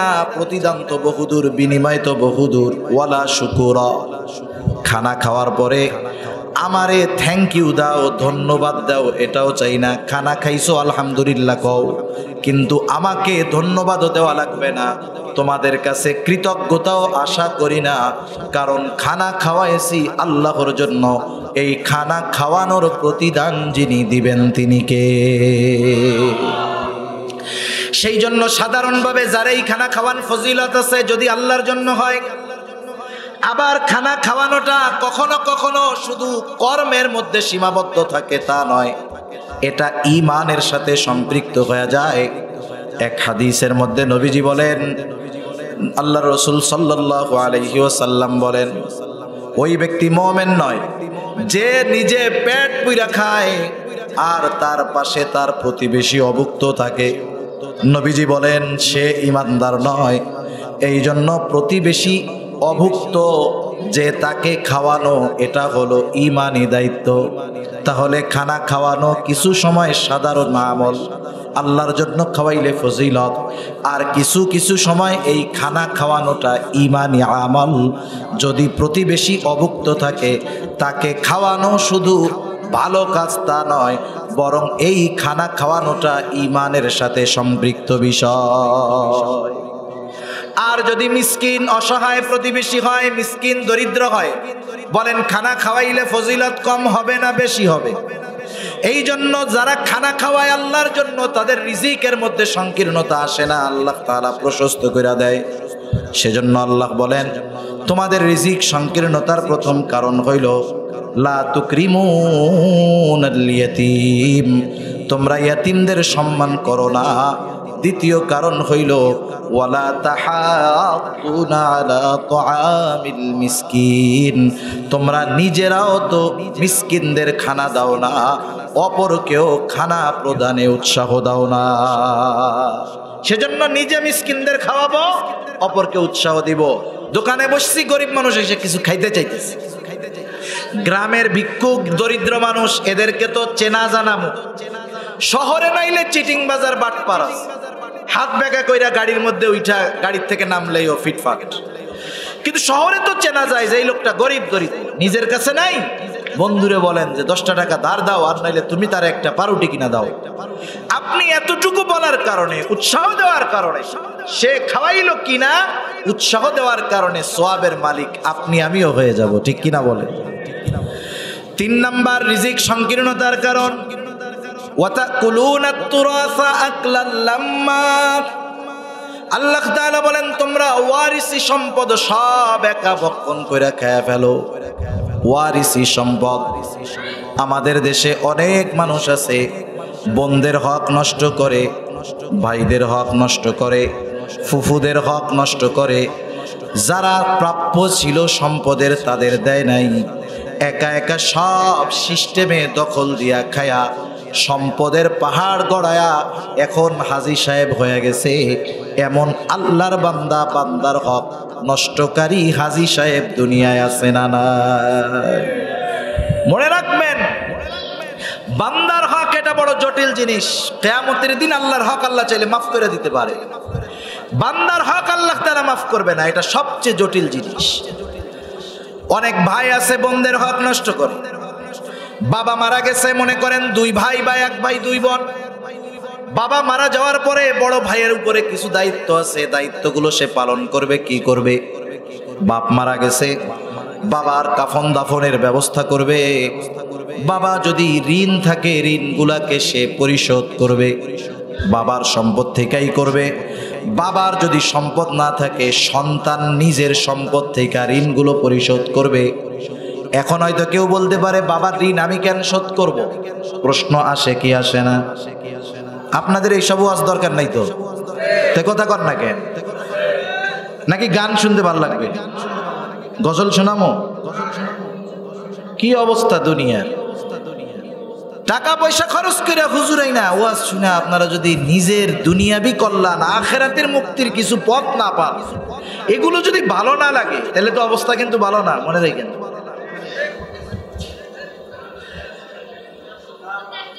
রাসূল আকরাম সাল্লাল্লাহু আলাইহি ওয়াসাল্লামের কাছে এক লোক আসছে।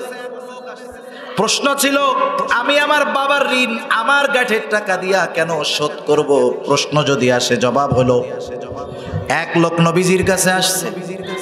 আসার পরে বলতেছে, ইয়া রাসূলুল্লাহ, আমার ছেলে আমার হক আদায় করে না।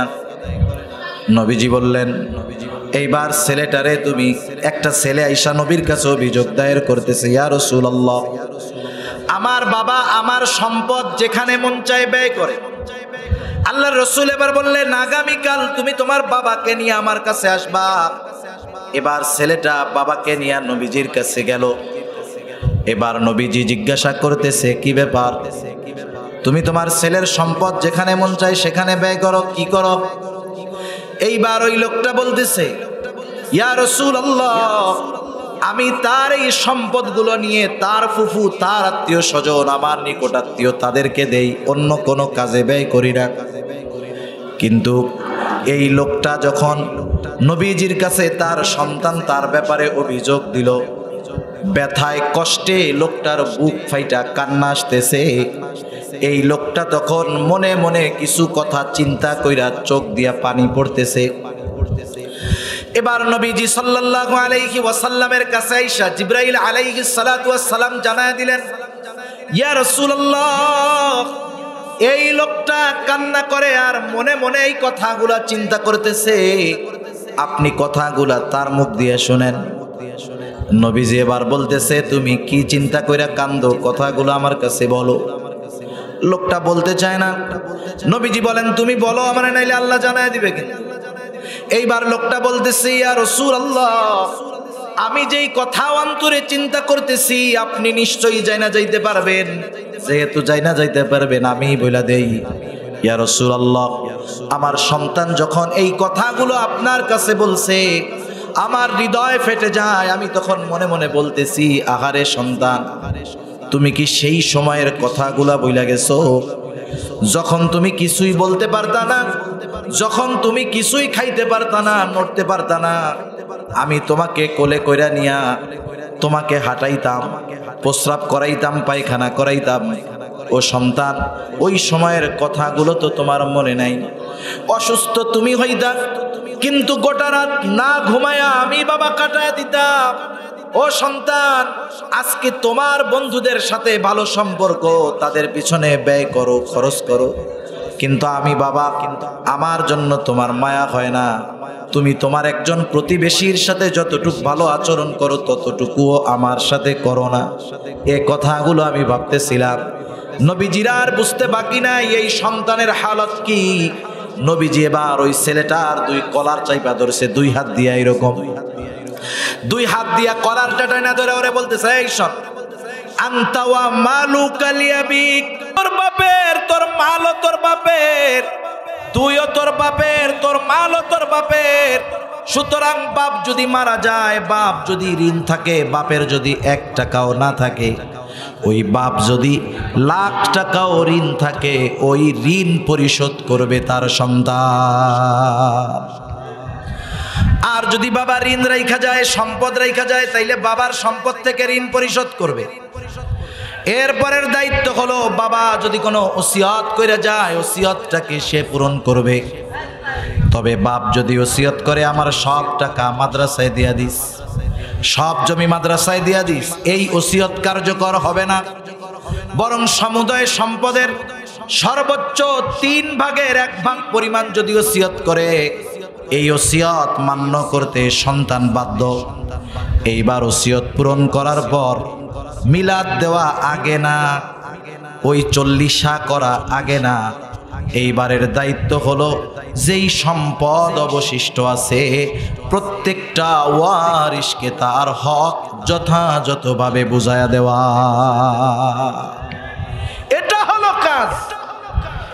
মজলিস বসে 4 দিন আর 40 দিনের মিলাদের মজলিস বসায় ভাই বোন আত্মীয় স্বজন নিয়ে, অথচ মজলিস বসার দরকার ছিল বাবার এই সম্পদে কার কতটুকু হক আছে সমানভাবে বুঝা নাও। বড় ভাই বলবে আমারে ঋণ মুক্ত করো, কিন্তু কিছু ভাই আছে মাশাআল্লাহ কিচ্ছু কয় না, এ ব্যাপারে কথা উঠাইতেই চায় না। উঠাইলেই যদি ভাগাভাগি হয়ে যায়, দেখা যাবে বাবা মেয়ের বিবাহ দিয়া দিছে, বাবা মারা যাওয়ার পরে 15 বছর ধইরা 15 শ্বশুর বাড়িতে আছে, সন্তান সন্ততি হয়ে গেছে, বাইকনা বাইকনা বেড়াইতে আসে, আসলে কত সুন্দর ড্রাগন ফল খাওয়ায়া দেয়, আম খাওয়ায়া দেয়, লিচু খাওয়ায়া দেয়, আবার ব্যাগ বইরা দিয়া দেয়, আবার বলে যে 2 মাস পরে আবার আসবা, পুকুরের মাছ আছে কিছু নিয়ে যাও। এইরকম বাইকনাদের বলে কি বলে না?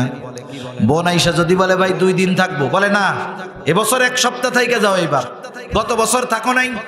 এইরকম মোহাব্বত করে আদর করে 15 বছর পর যখন 2 বোনের সম্পদের দরকার, 2 বোন মিলে ভাইয়ের কাছে আসছে, আইসা বলে ভাই বিগত 15 বছর বাবার সম্পদে তোমার যেমন হক আছে আমাদেরও হক আছে। ও ভাই 15 বছর গাছের আম, গাছের কাঁঠাল, পুকুরের মাছ, দোকান ভাড়া সব খাইছো, সব ছেড়া দিলাম। এখন থেকে যদি তুমি এগুলো খাইতে চাও আমাদের হক বুঝায় দাও, অথবা সম্পদগুলো যথাযথ মূল্য দিয়ে কিনে নাও, নাইলে আমাদেরকে বুঝায় দাও।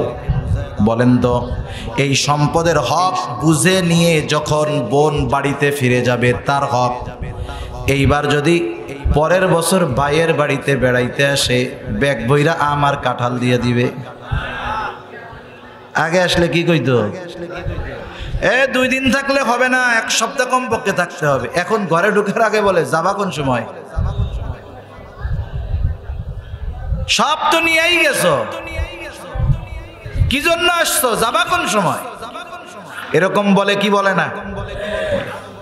তার মানে বোঝা গেল এই সম্পদ তার খাবার ইচ্ছা ছিল। মনে রাখতে হবে এটা তো বান্দার হক। বান্দার হক যদি কারো উপরে বাকি থাকে, নবীজি বলেন কিয়ামতের দিন সবচাইতে নিঃস্ব হবে সে। হাদিস শোনাই আপনাদের, হাদিস কষ্ট হইতেছে নাকি? হয়তো এই আশাই মহেশপুরে আমার প্রথম এবং শেষ হয়ে গেছে হয়তো। রাসূলুল্লাহ সাল্লাল্লাহু আলাইহি ওয়াসাল্লাম বলতেছে সাহাবায়ে কেরামকে যে তোমরা জানো কিয়ামতের দিন সবচাইতে নিঃস্ব কে হবে? সাহাবায়ে কেরাম বলল, আল্লাহ এবং তার রাসূল ভালো জানে কে সবচাইতে নিঃস্ব হবে।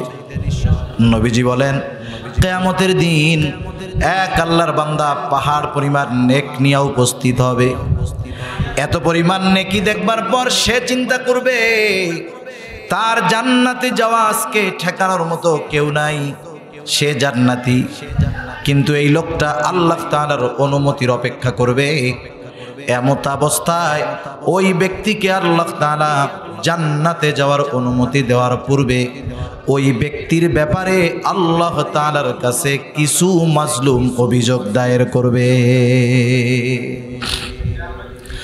কারণ ওই দিবসটা হলো বিচার দিবস। দুনিয়াতে যারা ন্যায় বিচার পায় নাই, ওই দিন ন্যায় বিচার দিবেন কে? দুনিয়ার মাজলুম যারা ন্যায় বিচার পায় নাই, আল্লাহ তাআলা সেই দিন ন্যায় বিচার পাওয়া দিবে। আল্লাহ তাআলা বলেন, ওয়ানাযউল মাওয়াজিনাল কিসতা লিয়াউমিল কিয়ামাহ ফালা তুযলামু নাফসুন শাইআ ওয়া ইন কানা মিসকালা হাববাতিন মিন খারদালিন আতাইনা বিহা ওয়া কাফা বিনা হাসিবিন। আল্লাহ তাআলা বলেন, আমি কিয়ামতের দিন ন্যায় বিচারের আদালত কায়েম করব। বাস্তব কথা হলো দুনিয়ার আদালতগুলোর মধ্যে ন্যায় বিচারের চাইতে অবিচার বেশি, ঠিক কিনা বলেন? কিন্তু কিয়ামতের দিন আল্লাহ তাআলা বলেন, আমার আদালত হলো ফালা তুযলামু নাফসুন শাইআ, কারো প্রতি ন্যূনতম সামান্যতম জুলুম করা হবে না, অবিচার করা হবে না। বরং দুনিয়ায় কেউ যদি সরিষা দানা পরিমাণ কোনো আমল করে থাকে, আল্লাহ তাআলা বলেন আতাইনা বিহা, ওইটা সহ হাজির করা হবে। সব মানুষগুলোর হিসাব নেওয়া হবে। হিসাব নেওয়ার জন্য যথেষ্ট আল্লাহ, সেজন্য বলেন কাফা বিনা হাসিবিন, হিসাব নেওয়ার জন্য আমি নিজেই যথেষ্ট। ওই দিন আল্লাহ হবেন বিচারক। ওই আদালতে বিচার দিতে, মামলা দায়ের করতে কোনো টেনশন হবে না। দুনিয়ায় অনেক সময় মামলা করতে গিয়েও হামলার শিকার হইতে হয়। একজনের সব নিয়ে গেছে, মামলা করবে, মামলা যিনি মামলা লিখবেন কি কয় জানেন? কয় তোর সব নিচে নিচে, তোরে বাঁচায় রাখছে, আলহামদুলিল্লাহ কয়া বাঘ, মামলা করিস না, তাইলে তুইও বাঁচবি না। দুনিয়ায় মাজলুম জুলুমের শিকার হওয়ার পর যখন সমাজপতিদের কাছে গিয়া ন্যায় বিচার পায় না, বিচারালয়ে গিয়া ন্যায় বিচার যখন পায় না, বলেন তো ওই মাজলুম তার এই বিচার কার কাছে দেয়? মনে রাখবেন, কোন মাজলুমের বিচার যদি আল্লাহর কাছে চলে যায়, এটা কিন্তু বড় কঠিন জিনিস। এজন্য নবীজি বলেন, তোমরা মাজলুমের বদদোয়াকে ভয় করো, কারণ তার মাঝে আর আল্লাহর মাঝে কোনো পর্দা নাই। এই মাজলুম দোয়া করার সাথে সাথে কবুল করে কে? দুনিয়ার মাজলুম যারা, আমরা আপনারা অনেকে হয়তো আছেন, আমরা যারা দুনিয়ায় ন্যায় বিচার পাই নাই, যারা ন্যায় বিচার পায় নাই, তারাও সেই দিন ন্যায় বিচার পাবেন। এইবার আল্লাহ তাআলার কাছে এসে বিচার দিবে আল্লাহ, যেই লোকটা পাহাড় পরিমাণ নেক নিয়ে জান্নাতে যাওয়ার জন্য অপেক্ষমান, ওকে জান্নাতে যাওয়ার অনুমতি দেওয়ার পূর্বে ওর ব্যাপারে আপনার কাছে আমার কিছু অভিযোগ আছে। এইবার লোকটা হয়তো বলবে, আল্লাহ দুনিয়ায় আমার সম্পদ জোর করে নিছে, আমার লোকবল ছিল না, ধনবল ছিল না, ন্যায় বিচার পাই নাই, আল্লাহ আজকে কি ন্যায় বিচার পাবো না? এবার আল্লাহ তাআলা বলবে, অবশ্যই ন্যায় বিচার পাইবা। দেখবেন দুনিয়ার যারা বড় বড় গডফাদার, ধরা খায় ছোট একটা নিয়া, যখন একটা বাইর হয় একের পর এক অপরাধ বের হতে থাকে। যখন একজন ন্যায় বিচার পায়, বারবার এবার অনেকে গিয়া তার বিরুদ্ধে অভিযোগ দায়ের করে। হাসরের ময়দানে যখন দেখবে ওই লোকটা তো আল্লাহ তাআলার কাছে ন্যায় বিচার পেয়ে গেল, ওই জালেম তো আমার উপরেও জুলুম করেছিল, এবার সে গিয়া আল্লাহ তাআলার কাছে তার ব্যাপারে অভিযোগ দায়ের করবে।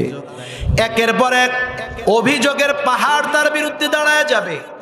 আল্লাহ তাআলা জিজ্ঞাসা করবে তারা তোমার ব্যাপারে যে অভিযোগ দায়ের করছে এটা কি মিথ্যা নাকি? বলে না আল্লাহ সত্য।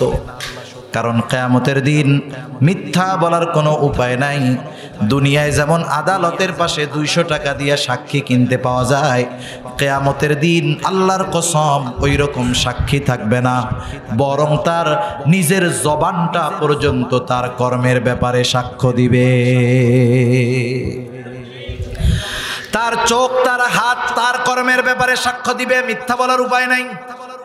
এইবারও বলবে আল্লাহ তাদের অভিযোগ সত্য, তাহলে তুমি যাদের হক দুনিয়ায় নষ্ট করছো তাদের হক গুলো আদায় করে দাও।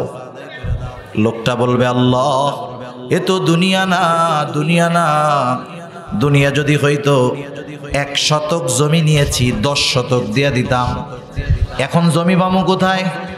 এইবার বাদী বলবে আল্লাহ এটা তো দুনিয়া না, দুনিয়ায় আমার সম্পদ ছিল, ওর দরকার ছিল, অন্যায়ভাবে আমার সম্পদ দখল দিয়েছে।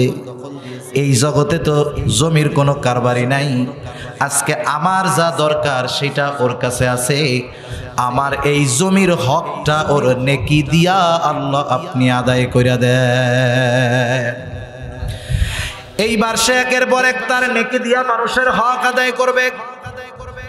পাহাড় পরিমাণ নেকের মালিক মানুষের হক না আদায় করতে করতে সব নেকি শেষ। এবার বলবে আল্লাহ আমার তো আর কোনো নেকি নাই, 15 বার হজ করছিলাম তার নেকিও শেষ, 30 বার ওমরা করছিলাম তারটা শেষ, আর একজনেরটা মাইরা দিনই কাজে ব্যয় করছিলাম, সব শেষ। অভিযোগকারীরা বলবে আল্লাহ ওর নেকি নাই তাতে অসুবিধা নাই, আমাদের কাঁধে তো গোনার ঋণ, গোনার বোঝা, ও আমাদের গোনাগুলো নিয়ে আমাদেরকে আমাদের এই হকটা আদায় করে দিক। নবীজি বলেন বাকি হকদারের গোনাগুলা নিয়া এইবার সে পাহাড় পরিমাণ গোনার মালিক হয়ে যাবে। নবীজি বলেন এই লোকটার নামাজের অভাব ছিল না, রোজার অভাব ছিল না, সাদকার অভাব ছিল না, ভালো কাজের অভাব ছিল না, নফল ইবাদতের অভাব ছিল না, শুধুমাত্র বান্দার হক নষ্ট করত। এই কারণে এই লোকটা কিয়ামতের দিন সবচাইতে নিঃস্ব লোক হয়ে যাবে। এজন্য আমি ছাড় দেওয়ায় অভ্যস্ত হব। আমরা গ্রাম অঞ্চল শহর অঞ্চলে দেখি এরকম 1 ইঞ্চি জমি ছাড়তে চায় না। বুড়া মানুষ খুনখুনা হয়ে গেছে, লাঠি দিয়ে চলতে পারে না, ওই লোক 1% কি 1 ইঞ্চি জমি ছাড়তে রাজি।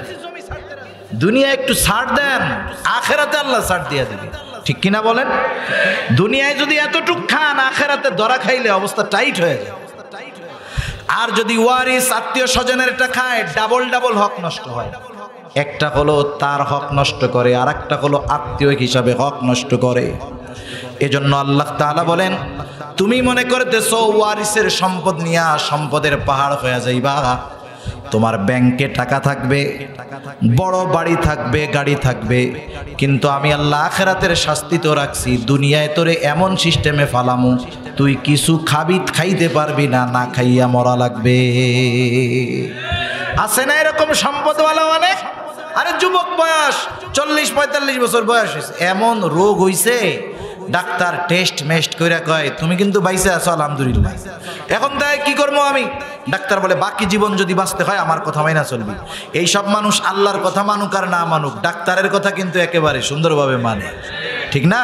ডাক্তার যদি বলে তোমার 24 ঘন্টায় 4 বার ওষুধ খাওয়া লাগবে, 6 ঘন্টা পর পর, রাত 9টায় খাইলে ভোর 3টায়, রাত 3টায় খাইতে হবে। আল্লাহর বান্দা জীবনে ফজরের নামাজে উঠে না, দেখবেন 2:45টায় অ্যালার্ম দিয়া বড়ি খাইতে উঠছে। আছে না নাই? অভাব নাই। এখন ডাক্তার বলতেছে আমার কথা মাইনা চলবা, তোমার ডায়াবেটিস আছে, হাই প্রেশার আছে, কিডনির সমস্যা আছে, সব হাই হাই। এখন যদি বাঁচতে হয় কি করবা? কিছুই খাওয়া দাওয়া করা যাবে না, গোশত মাংস মশলা এসব তো কিছুই খাওয়া না। কি খামো? আলা চাউলের জাউ খাবা। আলা চাউলের জাউ চিনেন? আলা চাউলের জাউ খাবা, তা আবার জাউয়ের মধ্যে কিন্তু লবণ দিতে পারবা না। এবার বলেন তো এই খাবার যদি ছাগলের সামনে দেন, জিব্বা দিয়ে 1 চাটা দিয়ে লাথি মেরে বলায়। আল্লাহ বলেন সম্পদ তোর ব্যাংকে ভরা, কিন্তু এমন খাবার সামনে আসবে গরুর গোশতের গ্রান শুকবি, তুই খাইতে পারবি না। এর চেয়ে কষ্ট আর আছে নাকি দুনিয়ায়? তাহলে চিন্তা করে দেখেন, যারা এরকম বান্দার হক নষ্ট করে সম্পদের পাহাড় বানায়, ওরা মনে করতেছে আমি কত কিছু বানায় ফেলতেছি, কিন্তু আখেরাত শেষ করে দিচ্ছে। রিজিক প্রশস্ত ছিল, সংকীর্ণ করে ফেলতেছে। এজন্য আল্লাহ তাআলা বলেন ওয়াতাকুলুনাত তুরাসা আকলাল লাম্মা, তোমাদের রিজিক সংকীর্ণতার অন্যতম একটা কারণ হলো যে তুমি ওয়ারিসি সম্পদ সব খেয়ে ফেলো। 4 নম্বর কারণ ওয়াতুহিব্বুনাল মালা হুব্বান জাম্মা, অতিরিক্ত মালের মোহাব্বত। মাল উপার্জন করতে করতে এমন ব্যস্ত তুমি খাওয়ারই টাইম পাও না। মাঝে মধ্যে দেখবেন অনেক বুড়া মানুষ সাক্ষাৎকার দেয়, বলে আমার বয়স 85 বছর, এখনো আমি 12 ঘন্টা ডিউটি করি। সে তার উপার্জনের পিছনে ব্যয় করতেছে হায়াত, নেক কাজের পিছনে করে নাই। সে কিন্তু খাইতে পারে না, কয়দিন পরে মরলে সব ওর পোলাপান উড়ায় ফেলবে, ঠিক কিনা বলেন? এটা একটা হতে পারে। আর একটা হতে পারে উপরের যেই অপরাধগুলো, দুনিয়ার সব অপরাধ অন্যায় মানুষ দুনিয়ার মহব্বতে করে। যে সুদ খায় আখেরাতের জন্য নাকি দুনিয়ার মহব্বতে? আরে জোরে বলেন না, কিসের মহব্বতে? যে ঘুষ খায় দুনিয়ার মহব্বতে না আখেরাতের মহব্বতে? যারা মারামারি কইরা মানুষকে মেরে ফেলে, অন্যায়ভাবে মামলা দিয়া মানুষদেরকে জেলের মধ্যে বইরা রাখে, আখেরাতের জন্য নাকি দুনিয়ার জন্যে? মূল কথা, মূল উসুল হইল, প্রত্যেকটা গোনাহ নিয়ে যদি আপনি চিন্তা করেন, আল্লাহর কসম প্রত্যেকটা গোনার পিছনে কিছু না পাওয়া যাক, যেই জিনিসটা পাওয়া যাবে সেটা হলো দুনিয়ার মহব্বত।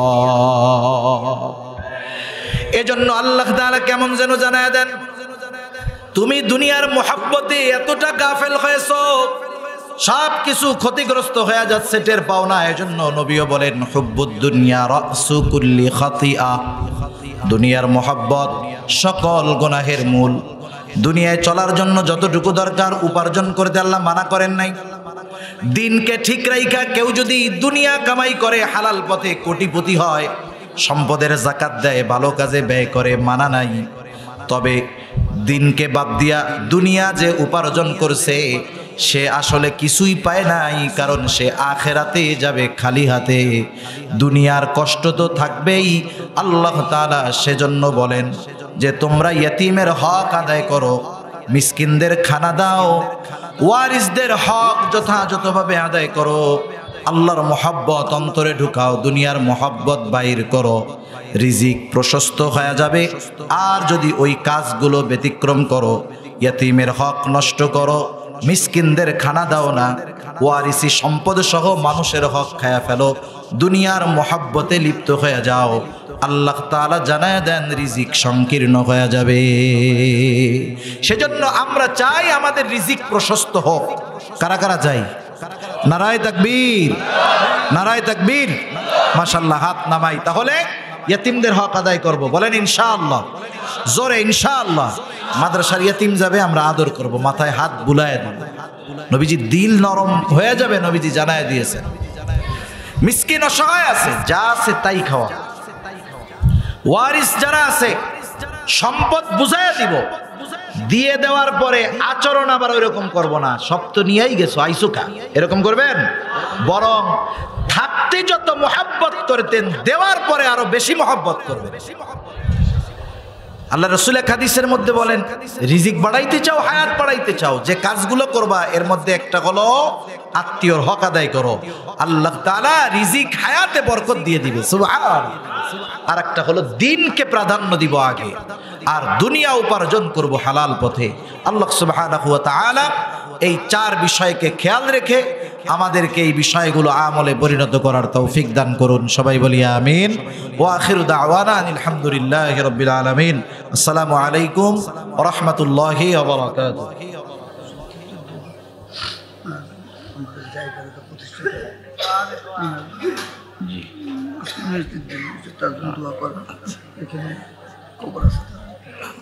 আমরা দুরূদ শরীফ পড়ি, দোয়াটা করে যাই। আল্লাহুম্মা সাল্লি আলা মুহাম্মাদিন ওয়া আলা আলি মুহাম্মাদ কামা সাল্লাইতা আলা ইব্রাহিম ওয়া আলা আলি ইব্রাহিম ইন্নাকা হামিদুম মাজিদ।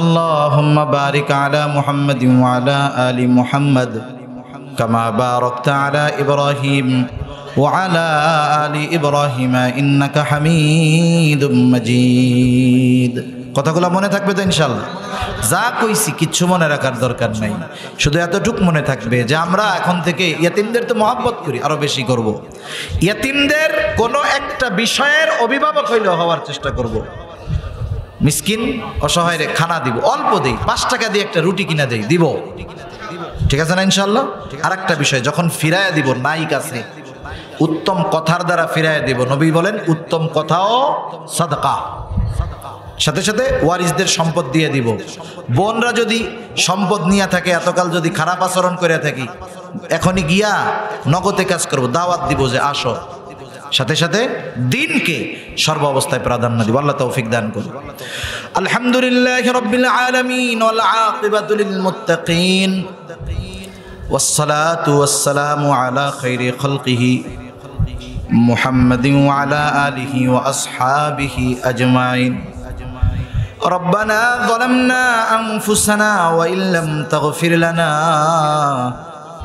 وترحمنا لنكونن من الخاسرين ربنا آتنا في الدنيا حسنة وفي الآخرة حسنة وقنا عذاب النار ربنا لا تزغ قلوبنا